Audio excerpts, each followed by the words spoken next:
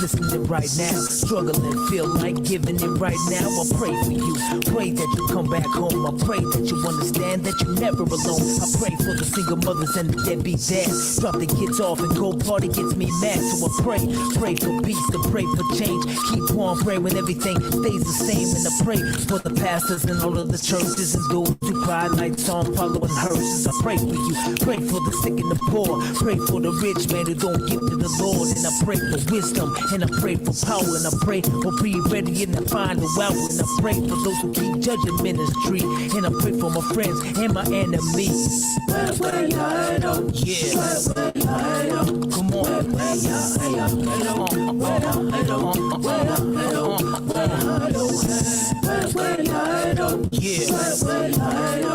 on. Break it down.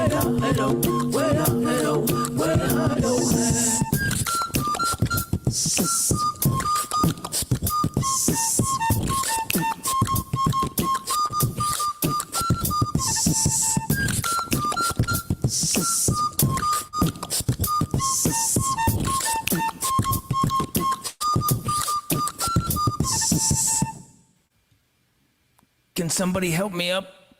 Who?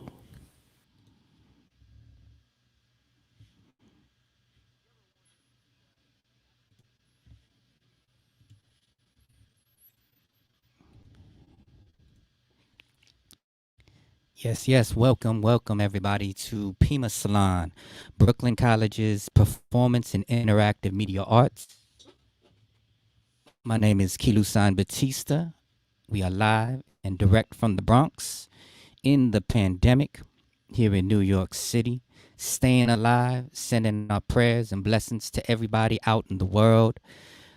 I'd always like to actively acknowledge the land in which we stand on, the First Nation peoples, the American Indian movement that is fighting to this day.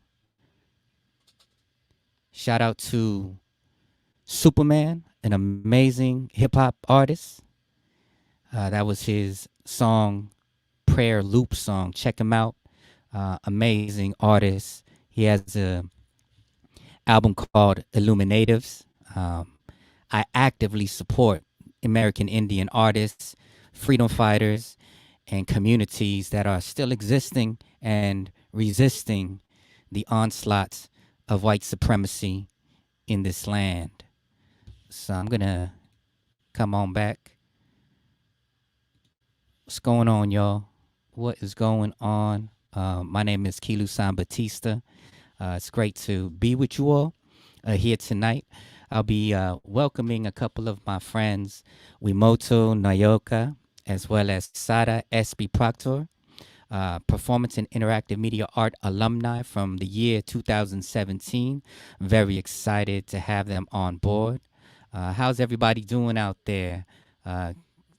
Please put in the comments your feelings, your thoughts, your questions.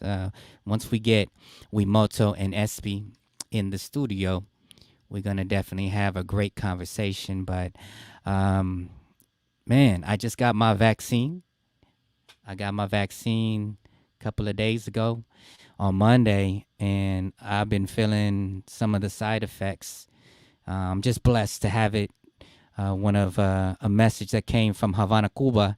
One of my friends that's in the healthcare industry out there reminded me that a majority of the world still isn't eligible and still doesn't have the vaccines readily available.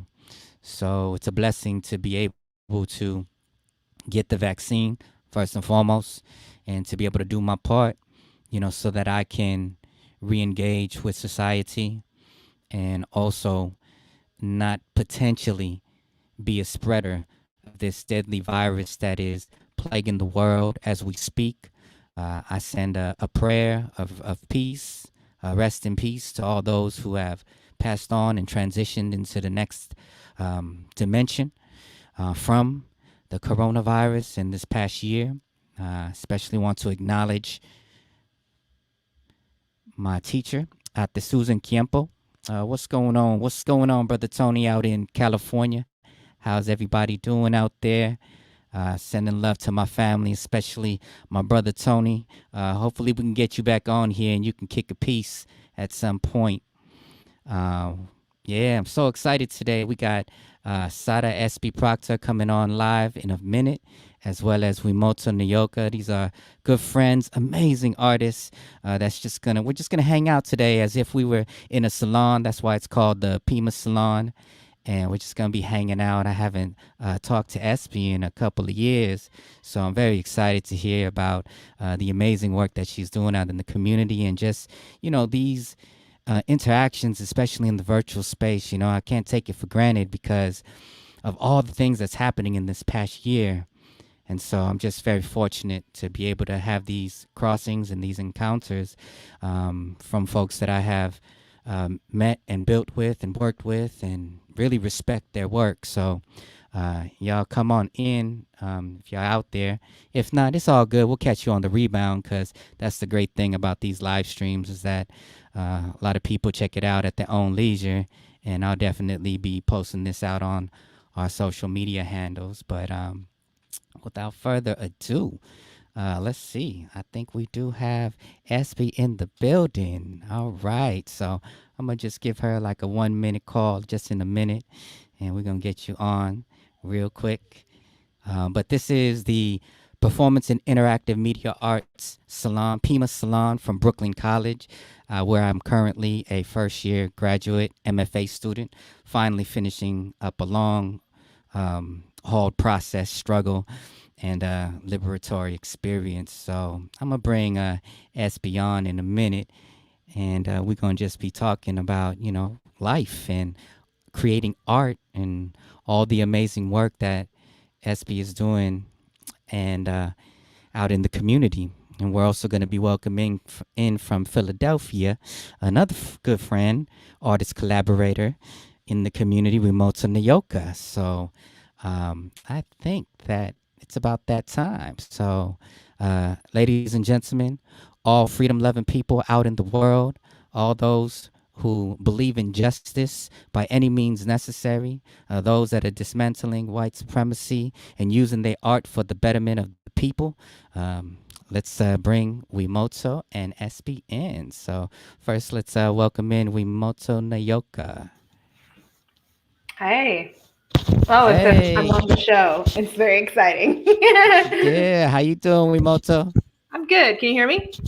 Yes, you're coming in loud and clear. Could you hear me? Awesome. Yeah, I can hear you. You sound great. Thank you. I see. I forget your cat's name in the background, but I Oh, def. he is making a little photobomb appearance here. Look at him. Yeah, yeah, that's good. Bob. We That's Bob Tails. Bobtails. Shout out to Bobtails. Yeah, and I know he's been through.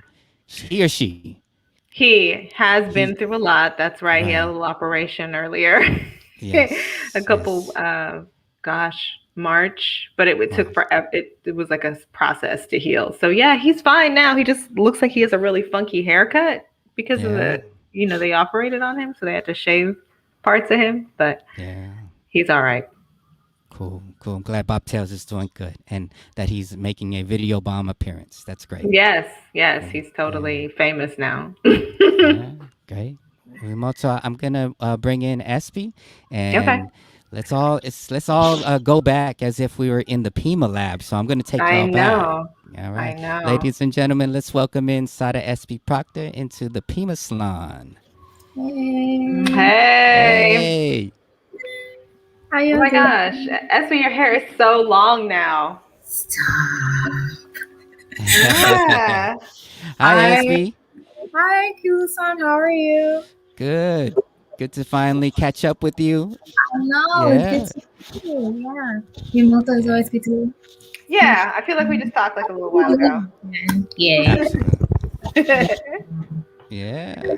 But I So haven't seen you in like a year. Yeah, this is what I was saying. I haven't seen my own natural hair color in a long time, so this is very strange. That's I think right. like a good 5 years, something like that. It's been a wow. while. Yes. Gentle viewers, SB usually has like purple hair or blue hair or, right, red hair or something like that. That's Gotta usually what it is. gotta So, keep it fresh. Espie's fresh. Yeah. Yeah, the pandemic here is working out though, so doing yeah. my Yeah. best to not cut it. But yeah, Yeah. Hey y'all, we got I a shout concur. out from David Grubbs out in the chat, out in Facebook Oh, Live hi, world. David. What's up, David? How you doing? Yeah. Shout out to everyone in the PIMA community. Espii and Wi-Moto are alumni from Brooklyn College's PIMA program. And was it 2017? yes. Yes. Yeah, yeah. So, yeah, why don't we get started with that? Like, how do y'all feel? What is it? It's 4 or 5 years now since y'all graduated and have been jumping right into the community, doing some amazing work. Espii, I actually saw your name. You're part of the New York Live Arts with Yeah, Renegade. Yeah, yeah, so I've been working with Andre with Factory. Andre. Right. Yeah, on he's been developing a new solo dance piece Right. called Flying Africans, and so we're doing an excerpt from that performance called Salt. So I'm doing sound design, composition, and so we had a residency at High Arts up in Harlem a few months ago, which is really cool. And so this time we'll be able to take that one section and be able to expand it a little bit more. So I'm excited about that. That's dope. That's so dope. And it's just so dope to see artists still creating in this time despite the pandemic. Mhm. Yeah. So what's up with you, Wi-Moto? I hear that you've moved to Brooklyn. I mean, sorry, Philadelphia. Yeah. We Yeah. purchased a home, so it's awesome. I have my Property. studio. I have my own studio now where I work in, and even have like a little outdoor space in the back. It's great. It's good times. Mm.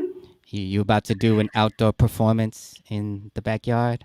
No, we're about to plant some milkweed. We're trying to make a little Ah, butterfly sanctuary. So maybe get some herbs going on. yeah. Oh, yes, yes. I know Yeah. about them herbs. Yeah. Yeah, it might be like some basil and some mint happening. Yes. We'll see. More greens, please, if you know what I Yeah, more mean. greens. Pennsylvania, yeah, Pennsylvania is one of those states, but it's not like totally recreational yet. But it Yeah. is super lax in the way that California is. Yeah. Well, as of April 1st, 2021, New York State is now legal for the Oh, recreational sale of cannabis. yeah, I think And it's gonna like that's gonna yeah. be the domino effect probably in the northeastern. Like all the other states are gonna follow suit Yeah. to keep up, just to be competitive, right? Yeah. Yeah. Well, we definitely gotta spark one for the ancestors and the people. Yeah, as long as it has like reparation programs with it, for the folks that were incarcerated for something that's now legal. Oh, Yeah. absolutely. I don't know if that maybe, but it should though. Yeah. yeah, it should just kind of be like par for the course. Yeah, I have some family out in California that's part of the social equity movements. That's really trying to address that so that it goes back to the communities that were affected by the war on drugs. Yeah. And it makes sense, right? Like, Yeah. if people were locked up for, nonviolent crimes, especially drug possession of marijuana, they should participate in this growing industry. Yeah, Absolutely. they should get first dibs. Mm-hmm. First Yeah. So let's go back. I just want to thank you both, Wi-Moto, Espii, for coming on. It's been a crazy year in the PIMA world, and it's just so good to speak to alumni like yourself that has gone through the process. And what a year, it's our first year of 100% online classes. So can you imagine going through PIMA, especially like 70-10 and all the collaborative art making online and collaborating with folks just online? I mean, you're doing it right now in the field, but it within the MFA program where, it's a kind of a heated, interesting, amazing experimental space. And I feel a bit fortunate because I actually got to see the physical campus and be in labs with you all back in 2015, if you all remember that.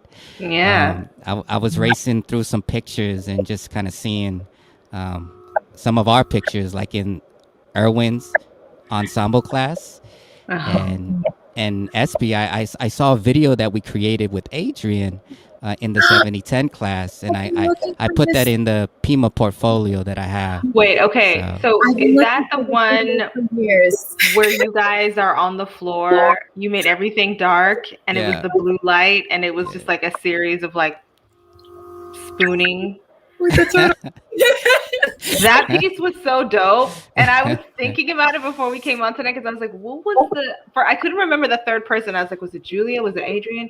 Yeah, Three. It was Kilu-san and it was Espii, and I just remember like we had to come in and y'all were in the blue light, and I think you even had some sound design that you would put on loop. Yeah, and we just like sat there and watched it, and it was mesmerizing. Yeah, it was like one of the in terms of PIMA,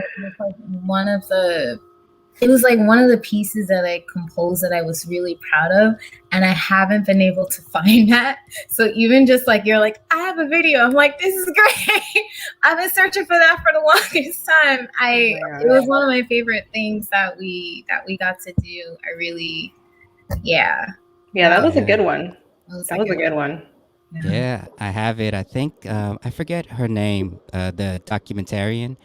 The film Adele sent it to me when I connected with Adele through your film Wi-Moto out in Washington Heights, and just so Adele, freely. I worked with her after that. Actually, wow, there's a lot of like collaborations that stayed after that. Like Adele and I worked together on a couple of things, and she was the editor on the last piece that I did like a little bit of like production consulting on, which is Nikki Douglas's Untitled mockumentary that she did at Ars Nova for their Supra, their streaming platform. So Adele was the editor on that. So she's kind of like the go-to editor that I recommend or work with.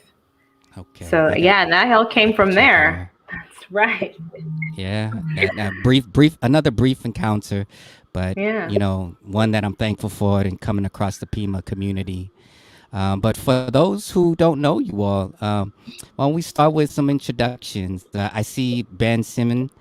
Simone out in the community chatting away. Hello to you. Hello, and everyone else that's streaming in. We're on Facebook as well as YouTube Live. So hello to the communities out there. But let's start with you, Espii. Maybe a little breakdown, introductions, your favorite film that you're watching now, and just a little bit about your background. Sure. So, hey everyone. My name is Sadah Espii Proctor, she, her, Espii, sound designer, new media artist, and XR director, Brooklyn-based, Brooklyn-born, Long Island raised. So I work in live performance and immersive experiences, which include virtual and augmented reality. I also have a special niche in digital performance. So a lot of the work that's emerged this past year and experimentations have been pretty exciting. Movie that I'm watching now. I'm actually watching more TV than I normally would, which is fine. I'm currently, what am I watching right now? I'm currently watching this one Korean drama called Vincenzo. I'm watching it with my mom. We like to watch dramas together every so often. And then I'm finishing up Queen Sono. I'm like almost to the halfway point, so I'm just like making my way through. Trying to think. But yeah, so in the especially in the last year, well, actually, let me just go back. I have a pretty interdisciplinary upbringing in performance. I started out in device theater, physical theater, dance, hip hop, tap, jazz, house. Moved towards dramaturgy and story development, and with sound and video design, which is my main bread and butter. It was an accident. It wasn't really planned. I was just literally trying to pass a class in undergrad. I wanted to learn more about multimedia storytelling, and I found myself in a interactive audio and video course. And so I had to do a lot of work in learning the fundamentals of sound and video in order to be able to understand what was happening in the class and also have creative input into discussions and work. And I ended up falling in love with it. And so that's how all of that happened.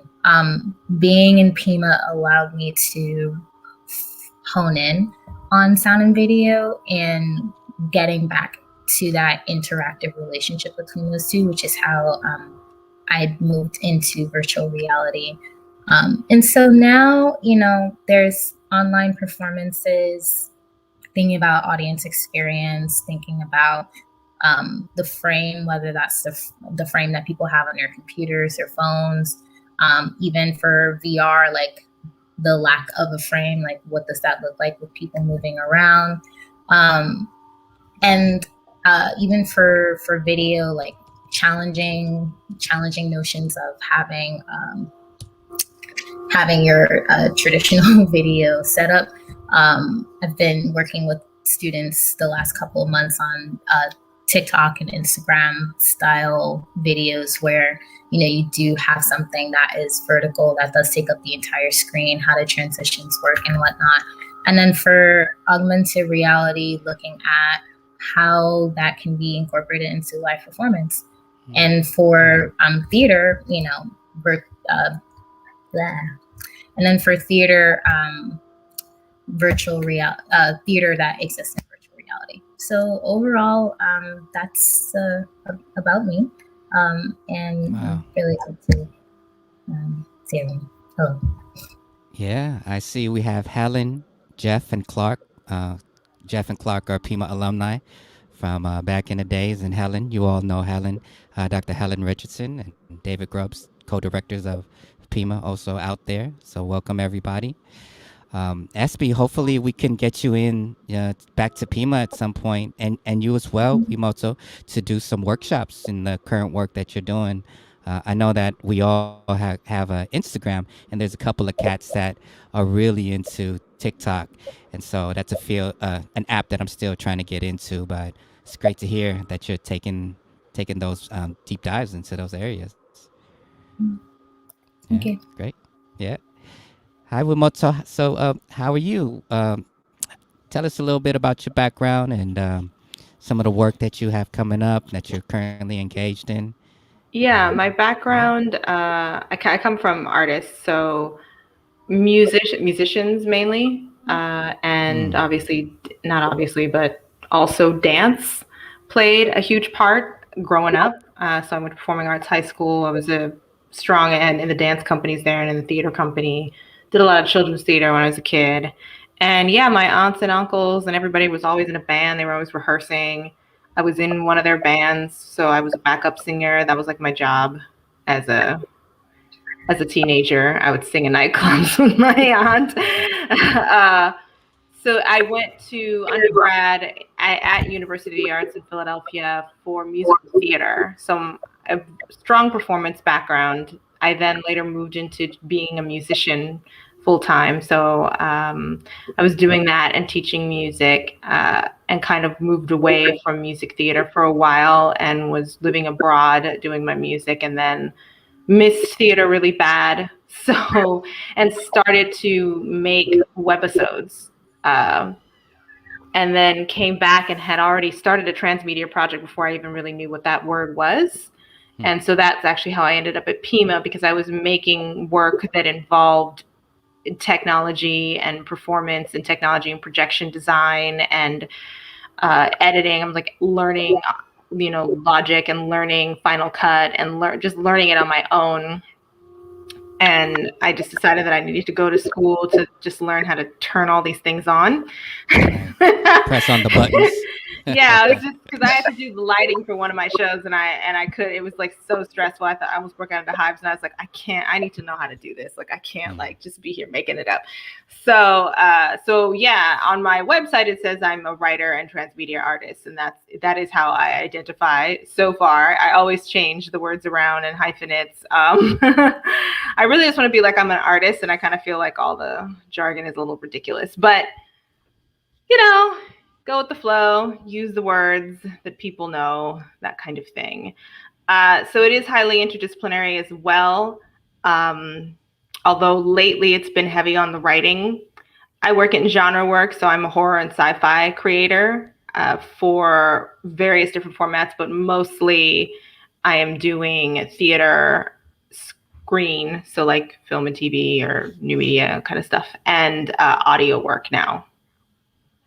So that would be, and currently I am, I'm in a bunch of film festivals because my screenplays have been doing pretty well in the circuit. So I just was in the Georgia Shorts Film Festival for my TV pilot. And then next week it'll be Austin After Dark for another short screenplay. So now I'm kind of at a point where it's like, all right, I got some laurels on these scripts. How do I get them produced? And I also have a short film that's part of a larger sort of edutainment project, highly collaborative. So that one's called Wham. It's part of this big project called Cold Sweat. It's modeled after like Goosebumps and Are You Afraid of the Dark? So that's like my horror for kids. And I worked collaboratively with People's Theater Project to cast that, and also with JHS 218, which is a middle school out in East New York where I was teaching at the time.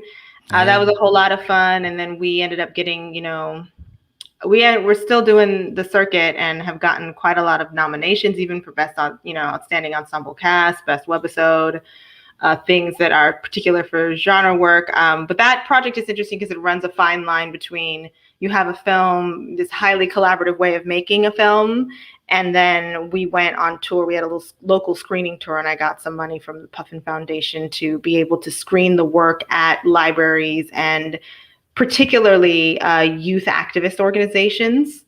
And have facilitated talkbacks. And I know that you know that because you facilitated one of the talkbacks for the People's Theater Project. So we screened for them. And so we took that show on the road and did that in like a bunch of different boroughs in New York City, of having these very like intentional talks about the piece. So it's both a film, a short film, but it is also educational tool, and using the genre to, uplift, and much in the way that you see that happening now with horror and sci-fi, where it's more than just like a movie about aliens or something, So that one kind of halted though once the COVID happened and all the school shut down. So it's been mostly audio work. Did a radio play for Heartbeat Ensemble, which is a great theater out in Connecticut, in Hartford, Connecticut, and a piece for Science in Theater Festival. I don't know, like they're still waiting to find out whether or not they can actually do their festival, but they commissioned a short play, And then of course my podcast, Black Women Are Scary, where we produce short horror stories by BIPOC authors and have interactive online monthly events with the author where you get to meet them and play games and face the monsters together with us. So that's what I've been up to. That sounds like a lot. I also published some short stories.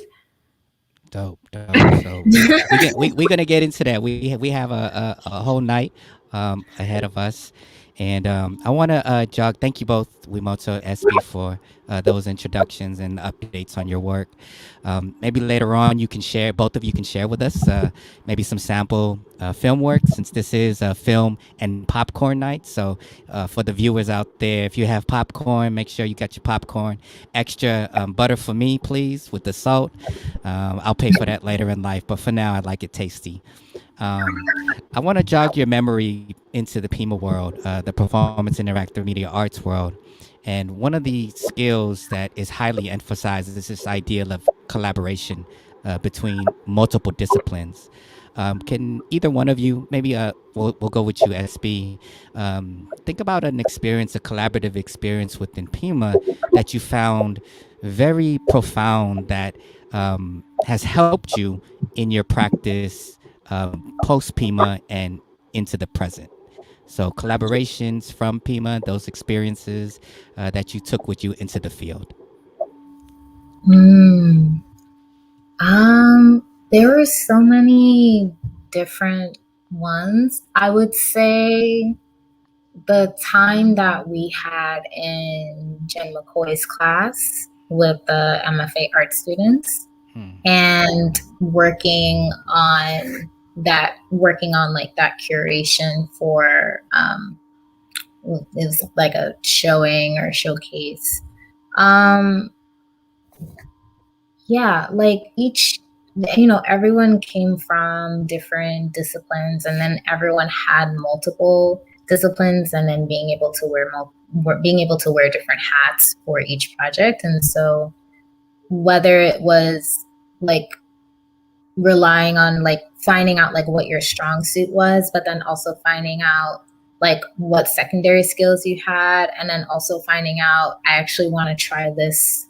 I want to like try this experiment or work on this tool or use this technique or, fine tune writing or anything like that. But I would also say in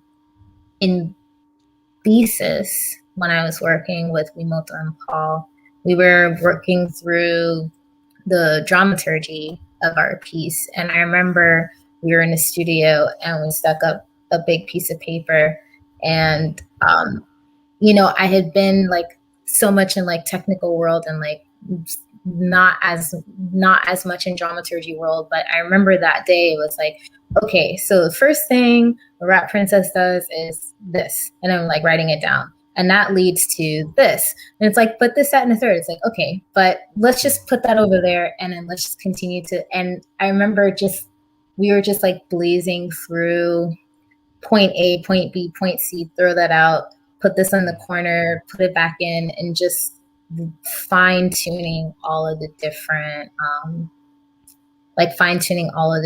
points of the world, and then of the story, and then from there, like being able to decide like, okay, so this is what it might look like or sound like or whatnot. But yeah, we just like sat and then we just like went straight through. And yeah, there's like so many different memories from PIMA, but that one right now just came up as like, just really sitting there, and it's like, okay, we have all this stuff, and like, let's sit and just like, take it apart in the most painful way and then put it back together. Yeah, that's dope. I remember your thesis with Wi-Moto and Paul at Jack. Right, it was really dope, very immersive. I remember walking right through it and just thinking, "Wow, y'all put so much work into this." Yeah, would you like to add to that, Wi-Moto? Anything about collaborative strategies? I also have a question about some community engagement that PIMA also emphasizes in its program. But anything you would like to add to Espii's comments about Yeah. the thesis that you worked on? Yeah, this whole meeting tonight got me thinking about the thesis a lot. And Sorry, y'all. I'm sorry I had to bring no, it back I'm there. just bringing. I love Sanctuary, and that's like a piece that I wish I could return to, and like we didn't finish it. So, it got me to thinking about that. I was like, oh yeah, because some bits of that ended up in other work after that. So I almost kind of forgot that like it actually started in thesis. So one thing that really struck me was I think, and tell me if I'm right about this, Espii. So we did this mandala or the mandala. How do we say it? Mandala. I Mandala, think yeah. Mandala. Yeah. Mandala. We did that in the middle of the show. So that in and of itself of just like, we're going to fill this labyrinth up with dirt and sand, and it's going to take the time it needs to take, and it'll be finished when it's finished. And that's what it needs to happen in the middle of the show. That's the show. Because we were doing a ritual, like that's not a kind of theater. I had come from very traditional theater where, you've got 16 counts of 8 or something or whatever. And so that was huge for me to do it and not freak out. And then once I did it and learned that it was fine, that continued on. So I remember we did that, and then we took, was it key words or words that stood out from us from the story? Yes, it was pieces of the story, and then I think it was the Phoenix ritual. That's what I'm talking about. So we took words from the story and we made it. We put them then we jumbled them up. Like we took the words and we just jumbled them up and put them in a list. Yes. And then I said, okay, I'm doing every other word. So she had to you memorized your words and I memorized my words, and we had to memorize the order too. So it's like if you forgot something, then you got to go back to the word that goes after, like in order. Yeah. And then we were like, okay, we're gonna sit in this mandala and we're gonna kneel and we're gonna do this body roll thing, we're really getting dirty. And we're going to play this. We just invented this game where it's you say the word, then I say my word, then you say that. And we're going to try to do it as fast, get this list, increase the speed and do it as fast as we possibly can, lightning speed until it reaches some kind of apex. Yes. And then we say the last word. Then we say Phoenix. That is the last word. So we say Phoenix 3 times and we'll somehow know when to do that. And then that means the ritual is over, and then that's Paul's cue. Yeah. to the next thing. Was it even 3 times that we said Phoenix? We gave it a number, but we didn't know how long it would take, when it would happen, and all Paul knew is that at some point we're gonna figure it out. It's gonna sync up. We're gonna say the same word 3 times or whatever it was. Maybe it was 7. Maybe we picked an odd number, and 3 is an odd number, but and then he was going to go into the next. That was his cue to do something. Yeah. That process. That was tough for all of us. We had to really be in sync. Everyone had to be, it wasn't even just okay, pay attention to what everyone else is doing, but we had to have a shared, we really had to have this shared moment and be synchronizing with each other. Otherwise it would feel fake. Yeah. And that was a big thing because it was a ritual, and we're not doing this ritual by clockwise do this and then counterclockwise do that. It was here are certain parts that have a set count, and then here are other parts that we have to make that time and get it to that moment in order for other things to happen. Yeah. And the audience by that time was in on, this is the logic of the world that we're in, that things will take the time that they need to in order to then either be complete and then move to something else, or just be complete. So we had to, we couldn't rush through it, and we had to really pay attention to each other and to be in sync and to be in the moment, and also so that the audience can feel, this is the moment. This is the moment right here. Yeah. And it had to be it had to be authentic, otherwise it would have fallen apart. So yeah.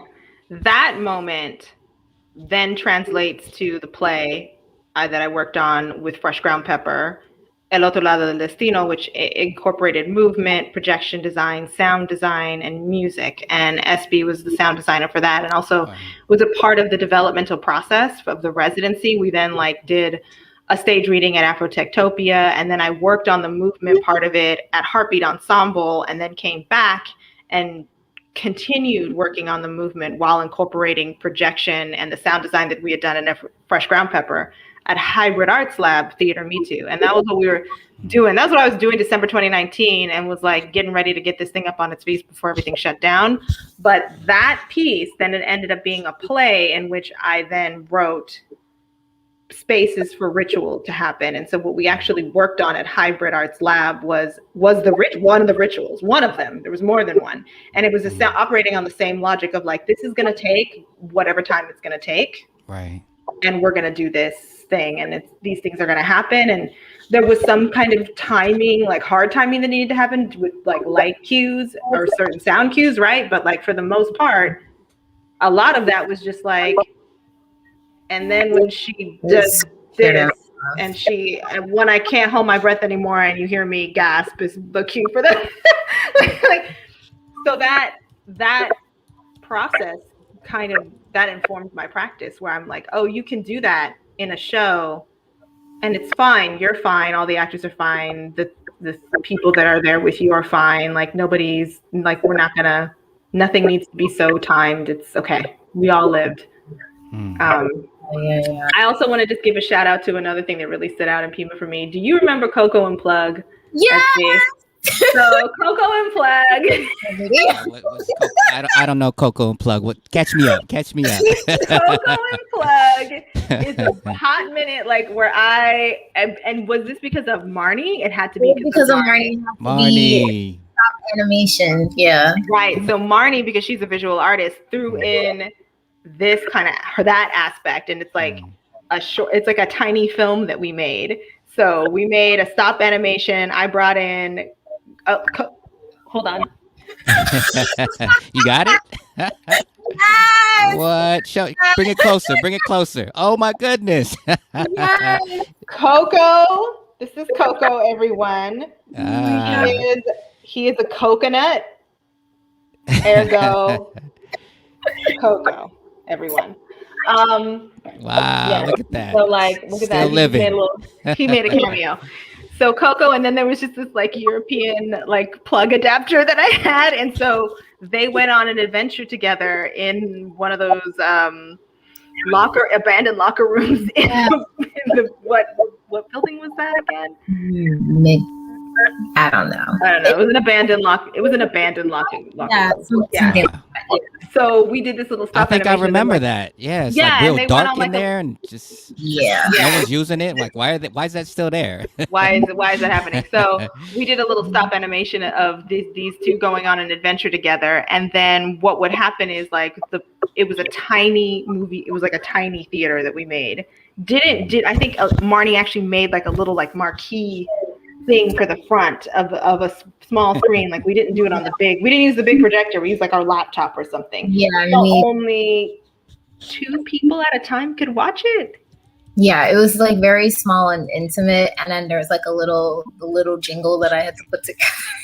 No, you played it live. Oh, you brought in your guitar, so you were there live as the live orchestration to this short film, and 2 people would come and sit down, and then I don't know, Marnie or somebody, or I hit play. I was the one come to the blah blah blah. I let people in. Marnie was the one who hit the play, and then you would with your guitar soundtrack the video, the adventure of Coco and Plug. I don't know. That stuck out for me. I'm not really sure if that still informs my practice in any way, but I just wanted to give a shout out. I think it does. You still have Coco right on the corner. I don't have that video. If you could send me, if that video is floating around anywhere, it's somewhere in one of my drives. Please do. I have that one. But yeah, I would say that one, just I think everyone in that collaboration had to go to a place that was not in their comfort zone. You know, like being able to, being able to do sound design and like fix it up first and then be able to say, okay, here's a track. Like that's my strong place. And then being able to, at that time, being able to play live in front of other people was not a strong suit. And it was actually something I was very self-conscious about. And it's like, it doesn't have to be like an epic, like like it could something very, very, simple for the occasion and just using what you have. And then, we had to do stop motion animation, which was new for us, but great for Marnie. And then like working in Roosevelt and thinking about how we were moving in space and how that audience experience was coming in and then being in it and then leaving, like Wi-Moto, like I remember that was like something like moving in working in transmedia, like that was like the really strong element of shaping that. And it just like, there's so many different collaborations where we tried something new, and there are certain things that we had already done and were a regular part of our practice that we got to explore in new ways. I mean, like Wi-Moto said, like I think it was Roosevelt, Yes, but I want to say like right here, Clark is like those locker rooms in Roosevelt Hall. Yes, had a smell that I'll never forget. Yes, Roosevelt Hall. And also, I think I was a part of the editing with Marnie, and that was like the beginning of me being a part of that kind of process, post-production, which definitely then played a key role afterwards. So yeah, we all like pick stuff up from there. Yeah. Marnie, is Marnie out No. there? Well, I don't know, hopefully but if she you are sees Marnie, this. Shout out to Marnie shout out to Coco and Coco Marnie. and Bobtails. I never asked you all for a copy of that. My daughter's name is Phoenix. So when I watched your presentation, my daughter had just been born and she had just gone through several surgeries. And I was literally crying during that moment because it was so intense. And the repeat of the specific phrases and the synchronisms, the chemistry between the three of you was so intense that I had to kind of let it all out in that moment. But I've always wanted that copy of that poem. I think I asked Paul after the show, but if y'all have that, please share that with me. We didn't. Did we? Like, I'll have to look through the archives because I know we had an outline of the show, but we didn't have a script. We knew, but these things are written somewhere, but some of them were handwritten in a thing. I don't know. They're probably in a notebook. I got to find them. But, and I know there's outlines, but it's not like there's a play, it's not like there's a play of like, here it is, It was, a lot of it was in the moment. Yeah. Well, a lot of it was just like that we knew it, like when we would rehearse these parts of the rituals and get it in our bodies. And then we had like a template of like, this is like a recipe, I would say. It was more like that. And I know that whatever we did document, not the sole reason at all, but I know part of the reason was that I know I had gotten sick in between some first semester of thesis and second. And so we made it a point to be like, okay, what are the things that actually do need to be like jotted down or recorded or whatnot that, for the times that we weren't in the same physical space, that we could still be able to connect. So, yeah. It was one thing that was really, I don't want to get too deep into that, but that was like one thing that was like being able to collaborate remotely and just like learning what that was like, which, I mean, it's happening now. And yeah, I mean, there's just like ways of being able to like continue to develop how to like, what are things that are essential to the process in terms of being able to collaborate remotely and just kind of working through that as well. Yeah. Since we are getting a bit into the PIMA Salon, is there any films or works that you both would like to share with the community? Would love to be able to take a moment to see some of your work that you're working on.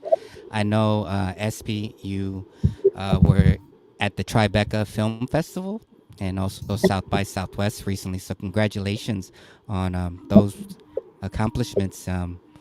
But feel free, anything that you would like to share for the community would be dope to be able to take a look at it. Yeah. And Wi-Moto as well. I was able to see Wham out in Washington Heights, and it was just dope to see and be with the youth who were in the film, and just to see how transformative they were watching it. Like, yeah, that's us, but they were so proud, and to be able to have that type of professional presentation, and knowing that you were a part of that in the directing part. I'm not sure if that's what you want to share, but I think you said something else before, right? Yeah, I'm just trying to think about. I don't have anything that's short enough. So that's the thing. But I can. I mean, there's a page where you can access all of it, and I don't know if I can put this in the chat somewhere or something of this is the link where you can see everything. There's some shorts. Wham is not available to be screened anywhere because it's still doing the film festival circuit. But then there's other ones that are on Middle Ground, which I actually shot with Brooklyn College. It was I took the single camera producing and directing class. Yeah, and that was actually part of that class. And so I worked with some of the students in Brooklyn College students in film and television department, as well as other folks that I known from just my own work and transmedia work and and that one is on Brooklyn On Demand. So I can give you the stuff for that because it's a little over 7 minutes and it's 7:40, 50 now. So I don't want to take up all the time. But yeah, that one I think was interesting because it kind of launched a lot of things, and I was still at PIMA and still a part of PIMA when I was doing that, and learning Adobe Premiere and getting support in editing and post-production from Brooklyn College, and as well as equipment. and then that film ended up getting into a lot of film festivals and helping me develop relationships with these film festivals that I still have today. So Official Latino Short Film Festival, The Art of Brooklyn, MechaCon International Film Festival, and really kind of going in on genre work. So I'm gonna put it in the chat, just where all this stuff is, where you can access both the podcast, these shorts, there's trailers, and all kinds of stuff. And Espii, I don't know if you want to share a whole thing. Yeah, I actually I have something new that I haven't shown either of you. So that's it. Yeah, something new. So I've been so in the earlier part of this year, I've been doing sound design for radio plays, audio dramas, and where I'm at now is going back to my roots of how I got into sound design and thinking about that interactive relationship between sound and video, but also focusing in on composing.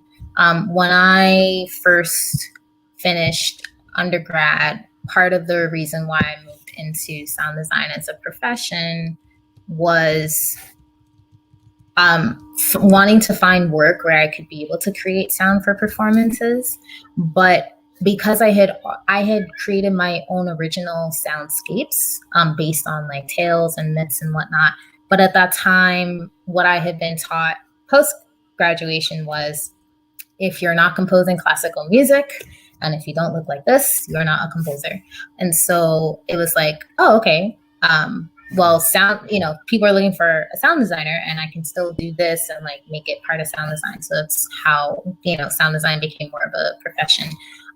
But I'm starting to move back into that composition phase.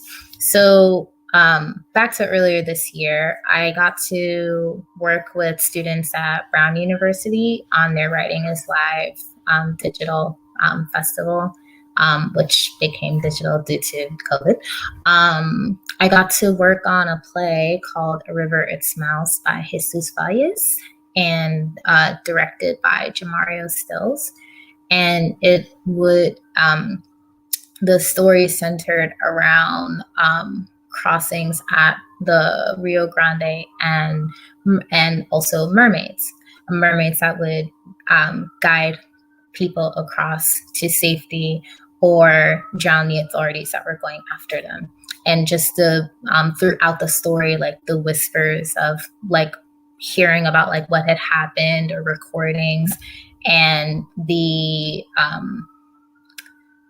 and yeah, that's pretty much the gist of it. So in the process of collaborating, I asked both Jesus and Jamario to pull together images that were reminiscent of the content in the play, and to be able to then score the play based on the script as well as images that they had.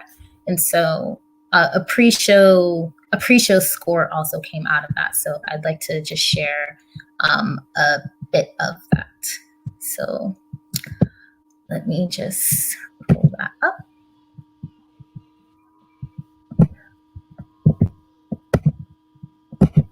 And how are you both with time? You all good to stick on for another 15 minutes? Because I have some wrap-up questions. Sure. Kind of surprises. I put the link in the chat here. I don't know if that, and just feel free to share that where, on the other channels. Okay, I got it. I don't know if you can see the video in the. Yeah. I think you have to share screen. Oh, here we go.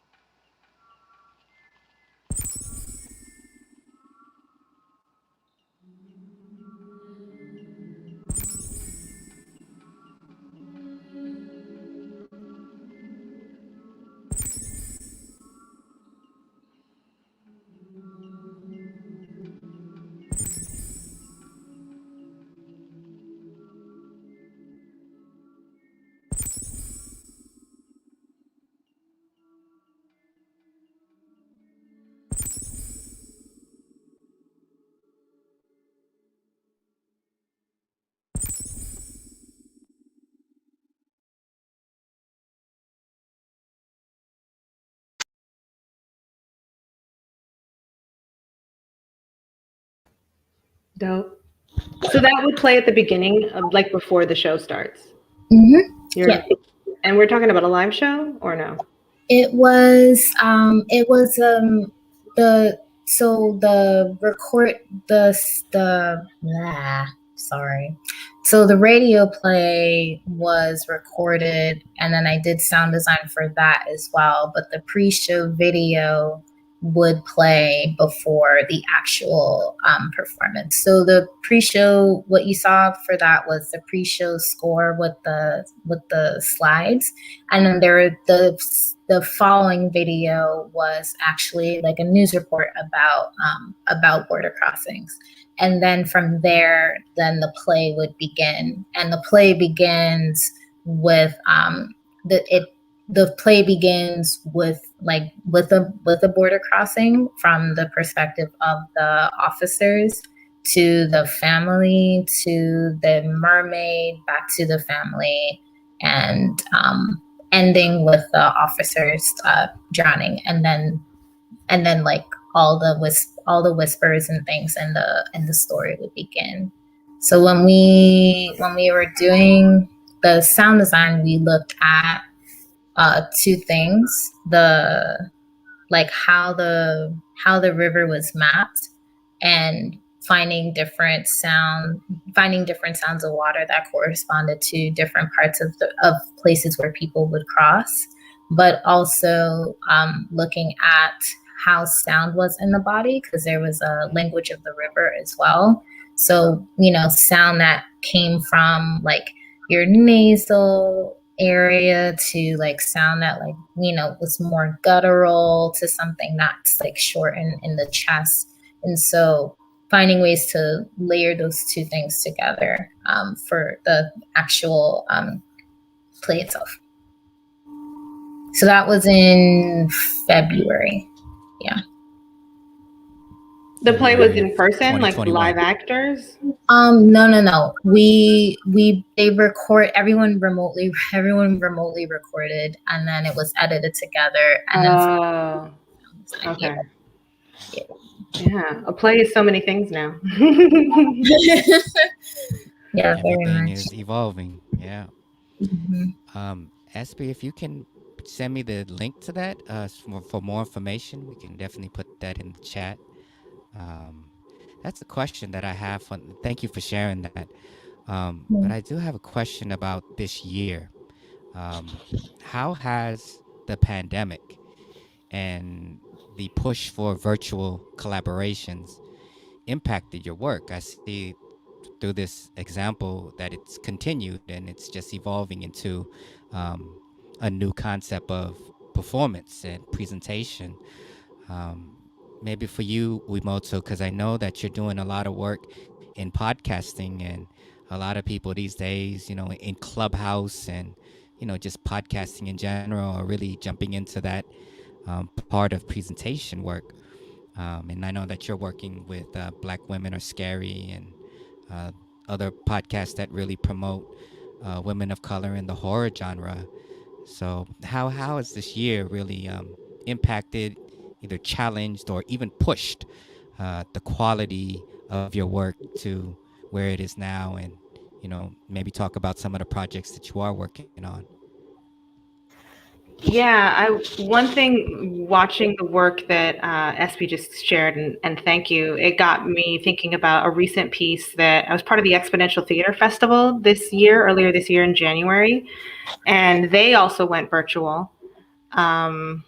And they, that was new for them. And it was interesting, that experience and being able to see other people's different kinds of, they do some pretty experimental stuff anyway. So that being virtual and having this, new form of collaboration seemed really easy for them. It was just kind of like an extension of maybe something that was already growing. So for that piece, or for that festival, I took one of my stories called "And Then I Wake Up," which we ended up being the third episode of "Black Women Are Scary." So it was a fully produced audio work performed by. She's one of the founders. Oh my God, I think of her as Ellie, but it's like Eleanor Vanderberg. Thank you. One of the founders of Fresh Ground Pepper. and sound design was Nirana Singh. And that piece, we then took that audio work. My partner, who is a visual artist, painted about 8 paintings based on the piece.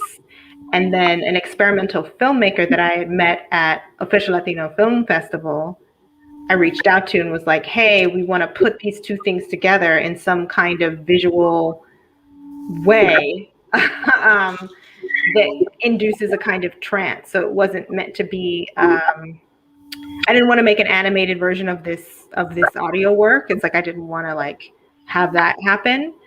And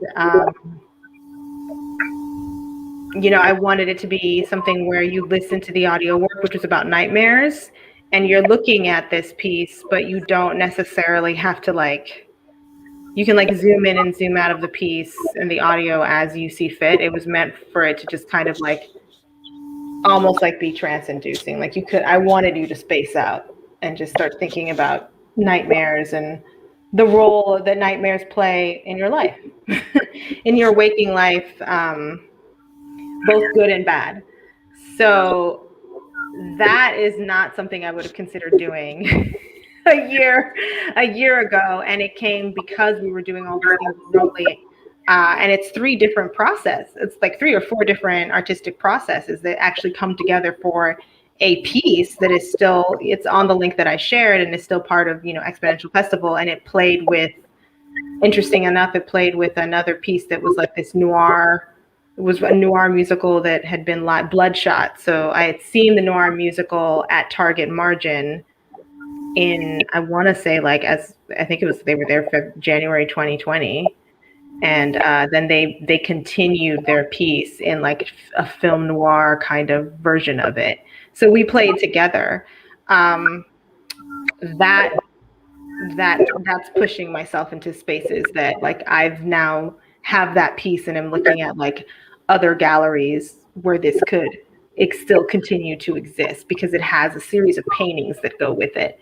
And so it's like you can watch this film, you can look at the paintings, and listen to the audio. Like there's just so many different avenues for it.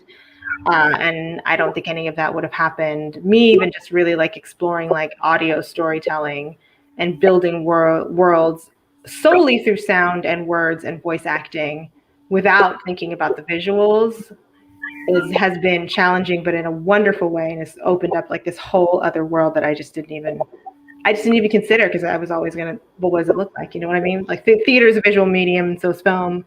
So like live performance, you need your eyes. So for the first time I was like, but what if you don't have them? You know, or what if I just don't rely on that at all? Then what happens? And especially for horror and sci-fi, it's really amazing. It's really been kind of freeing actually to do that, because then you don't have to figure out like, how the heck am I going to pay for this? Like the aesthetic, you know, when you write these kinds of things, you don't have to figure out like, what are the special effects going to be for the monster that I blah, blah, blah. Like you don't have to do that because you're going to create this space sonically, and I'm letting your imagination do the rest. So that has been, that's been like a push, I would say, to your point of, it pushed me into like, sound design was like part of stuff, but this past year and moving forward, it was like, no, but what am I really doing with it? Like it really asked me to like hone in on that and figure that out.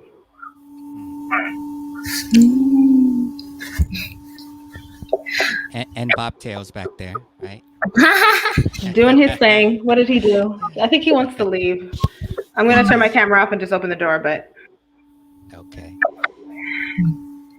So Espii, as we wrap up here, one thing that I wanted to end with, especially in thinking about the first year cohort that I'm a part of, is how do you continue to find inspiration and hope during this particular time of COVID, of racial reckoning in America, and in just being an artist that's sensitive and smart and wanting to represent different communities. So hope, inspiration. Where do you tap in? one of the biggest things that I have been working on in the last year with the height of the pandemic, and then this year with, well, we're still in the pandemic, but I guess stuff is reopening, is allowing myself to live in and recognize um, each emotion that I have, like being honest about where I'm feeling. So being able to be honest about when I'm feeling hopeful and recognize that I feel hopeful. Also, like realizing when I'm feeling angry or I'm feeling hurt, and being able to say that I feel angry or I feel hurt. That's something, the space to be able to express emotions and express how I'm feeling and to be more open about that is something that like I've always had challenges about, just in terms of like, how it's perceived or whatnot. But for my peace of mind, as much as the pieces of it that I've been able to hold, it's been helpful to acknowledge where I'm at and not like stew in it too much. We're human, so like sometimes you stew in it, but like to come to a starting place of I'm feeling this. I'm feeling this because of this, and being able to then come from an honest place and being able to respond from an honest place. You know, there's been like so many, there's just been a lot of stuff that's happened. Dealing with stuff that's happened in the city, dealing with friends in other states, dealing with friends in other countries. Connect, like really staying connected with everyone. I'm like, okay, what's happening? How are you? Friends connecting with me, what's happening? Like, how am I? And even just the concept of working remotely. I had, like, just before the pandemic, had shifted to like part-time working remotely, and then part-time like being able to leave the house and do things. So when the pandemic actually shut everything down, it cut off like the stable parts of employment. But in terms of the work that I was continuing to do, whether that was sound or video, like that hadn't stopped. And even now it's still going, and I've been really grateful for that. But this year, again, coming back to that, responding from an honest place, I was talking with a friend, and I'm just like, I'm tired. Like, I just, like, the pandemic has allowed people to like be at ease and pause, and it actually hasn't, like, nothing has really, work-wise, like the kind of work that I want to do, that has increased. But in terms of like the amount of work or like the sudden shift to like nothing, like that hasn't stopped. And part of the challenge has been, being grateful for the opportunities that I have to be able to continue to do work that I actually enjoy, but then also like come to a place this year of like, okay, so like all of this is great, but what is it that like I want to do to like continue to develop as a human being, as an artist? And so, I've, in the last couple months, have taken time to be like, want to work on composition skills, want to find work that allows me to compose more, and like really play around with that more. Being able to like want to like improve on visuals, so like, and I'm in a course for like one of the game engines, Unreal Engine. I'm back in like meeting with my mentor on a regular basis and like retraining the body in terms of theater. And so, these are things that I want to do, independent of like whatever other work people give me, and being honest and making space for that, and really challenging myself to make that space has been like the hardest thing.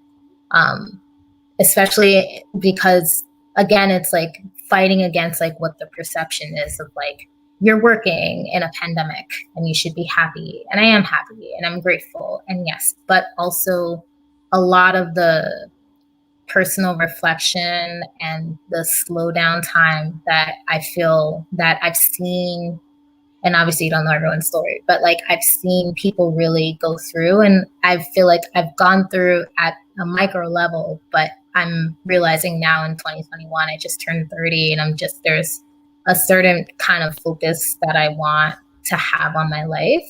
And there are certain things that I would like to cultivate for myself. And so just being able to come from an honest place of like, I'm here, I feel this, I'm here and I feel this because of X, Y, and Z. And then here are things that I'd like to do about it or talk to a friend kind of a thing. So, yeah. Yeah. Thank you, Espii. I asked that because we're getting close to the end of the semester. And you both know the end of the semester is just burnout central. And in the pandemic, in virtual classes, the question is not only where do we get our last breath or second wind, but where do we find that real inspiration? So I take that to heart about just being honest, you know, with yourself and how you approach everything. So thank you for sharing that. Yeah. And I'll turn the question to you as well, Wi-Moto, about where do you find inspiration and hope during this current moment that we're in. What is it, 15 months now post the news of the pandemic hitting the world, and you both are still creating art and still putting stuff out into the world, and probably all over the place looking at technology, be it sound, film, or computer programs. Where do you tap into your inspiration and hope? I'm with Espii on the slowing down, even though I just did a list of a bunch of things that I did. It doesn't sound like I slowed down at all, but I did. Pretty early on in the pandemic, I started a little writers group, and that was just really a way to meet, have my friends that we get together. We were getting together every week, and now we do it bi-weekly, but we share each other's work. And we're just like in a room at artists together and virtual, and it was a kind of normalcy. And that group has really sustained me in a lot of ways. I also started a little podcast group. So it's like a book club where we get together every other week. And again, when the pandemic started, it was every week. And we just threw in a document like, listen to this podcast, listen to that podcast, listen to this podcast. And we would listen to it and then come together and just talk a bunch of shit. And we still do that.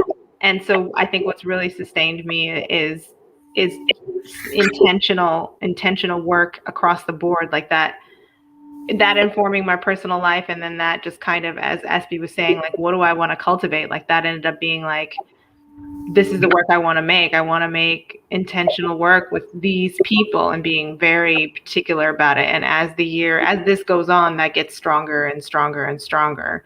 Like Black women are scary. I'm working with who I want to work with. It's like, this is my tribe, and really investing in that. I also am exhausted. I left a job because I was like, I can't get with this anymore. And am now in a place where it's like, how do I want to spend my time? Because my time is my greatest resource, and it's really all I have. And everything else is just, it actually doesn't really matter. So letting go of careerism too. There was some interviews that I went on where they're like, where do you see your career in 5 years? And I was like, I'm letting go of that. I'm thinking more about what my purpose is, and then making choices that are in alignment with my purpose. Which is like, these are things I actually said in an interview. It's just like, I don't care about any of it, because you just watched all these institutions fall apart. But it's just like, and also like when the apocalypse comes, like none of that means anything. My resume meant nothing. So I was like, so it doesn't matter. So okay, great. It was very freeing to let a lot of those things go. Actually, it was a relief. And yeah, that was also shocking. It was shocking, conversations that I had with a lot of other women of color where, it's the most horrible thing that are happening, but then there's all these other great things that happened at the same time to us. And it was weird to like almost feel like you were doing better because you did not have to like interact with this system that had just been so oppressive, or you had some say in limiting your interaction with this system, like just not having to deal with as much like street harassment or microaggressions because people would have to schedule a Zoom meeting to microaggress me and they just couldn't. And like I actually got a break, and that was crazy to me, that like this devastation is also a vacation. The stop gave me time to really slow down and look at just how exhausting the environment was that I was in. And it's like, oh, the reason you feel at odds with everything is because you are at odds with everything. As in, like, now that it stopped, you get like the adrenaline, you know what I mean, can calm down enough for you to be like, oh no, I'm not nuts. Like, as Espii was saying, like, feel the things that you're feeling, and Right. realizing that like I actually hadn't had time to do that. I was covering that up with a lot of other stuff, with being busy. And now, so it's really swung in another direction. And I guess what's inspiring and hopeful is slowing down. I put things on the calendar, and if I put like what I want to put, and then I cut it in half because I know myself. And I'm working on pacing, and like what Espii is talking about, I'm working on that as like just being like my state of existence. like I'm always cultivating something, and I do like 3 things in the day, and that's fine. That's enough. Like, you ain't got to do 15. That was nuts. You were nuts when you were doing that. Like, I didn't even realize it, where it's like, man, you were already pulling 10, 15-hour days. Like, why were you doing that? Of course you're tired.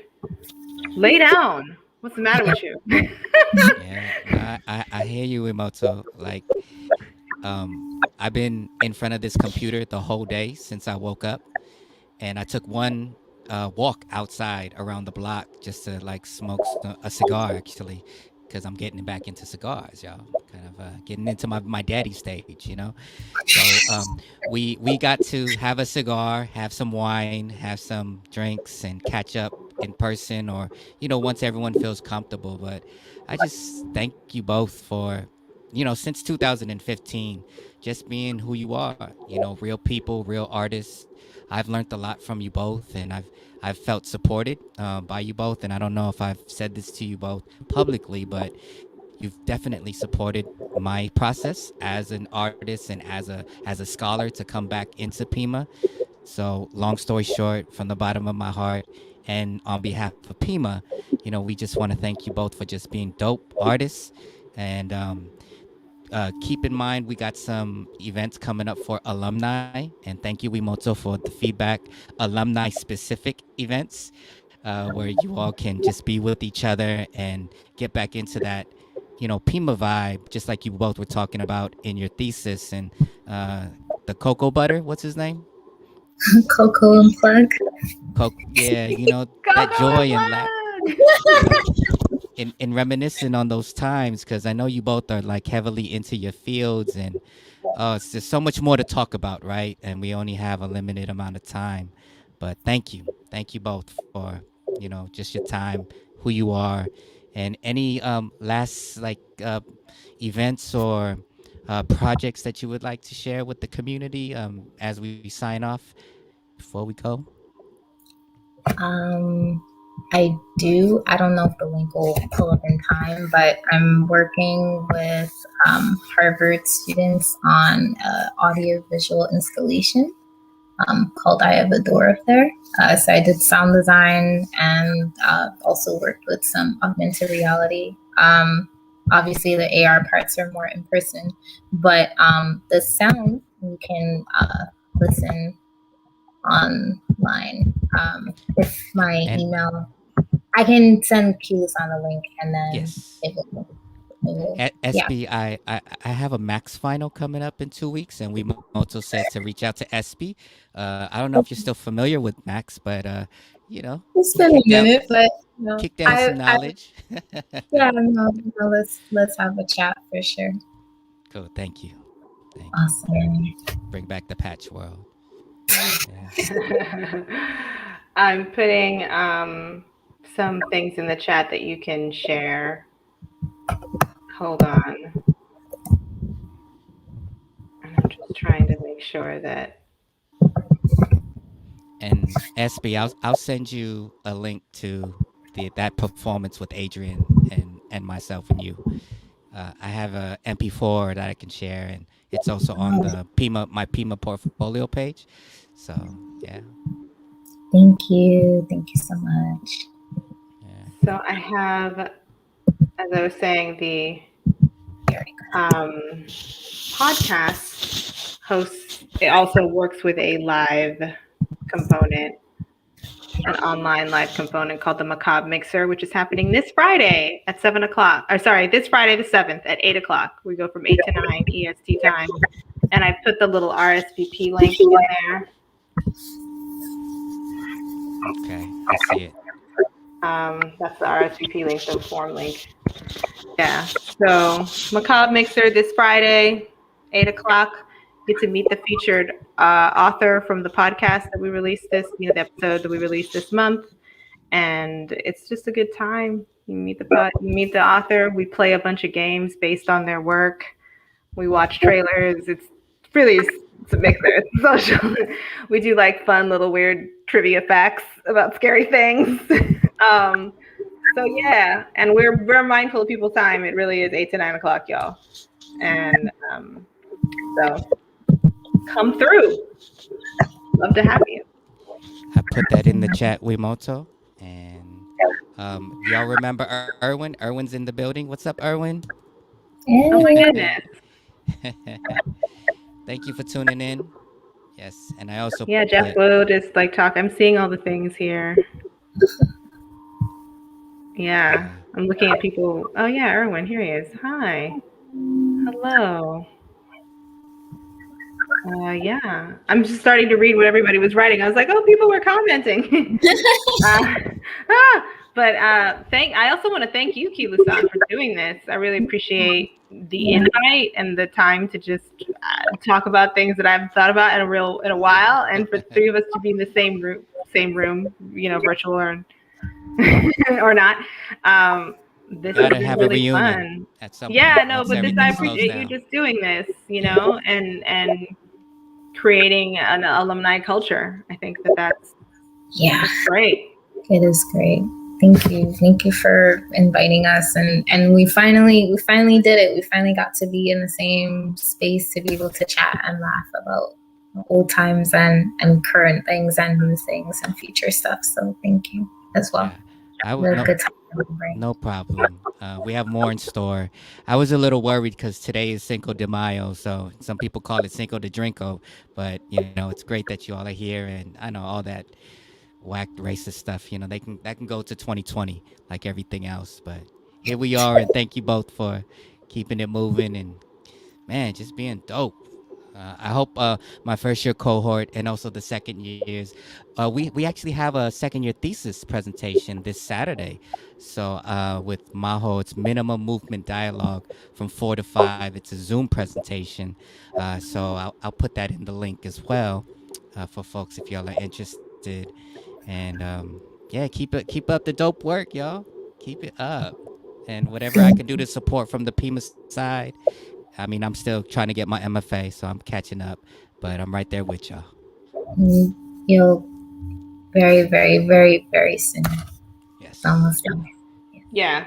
I mean, I'm happy, I don't want to be like, it's going by fast, but finish out the semester. Right. Take the summer, cleanse, because that last year is like the last mile of a marathon. Yeah. Listen, it's so grueling. Once I get off here, I have an application to submit for next year as part of the second year, and it's like, wow, you got to get ready. I guess that's how grants work, right? You got to, write it now, and then you get it a year later, and it's a process. Yeah. Yeah. Well, be safe, and I will definitely be in touch. Keep being dope and don't let nobody take your light.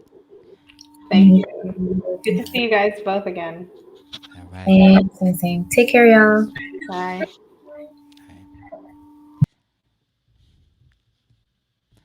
That was dope. PIMA Salon. PIMA Salon with Wi-Moto Nyoka and Sadah Espii Proctor. I'm Kilu-san Batista signing off, thanking everybody from the bottom of my heart. Tune in next time. We'll have more PIMA Salons coming up in any type of live stream capacity.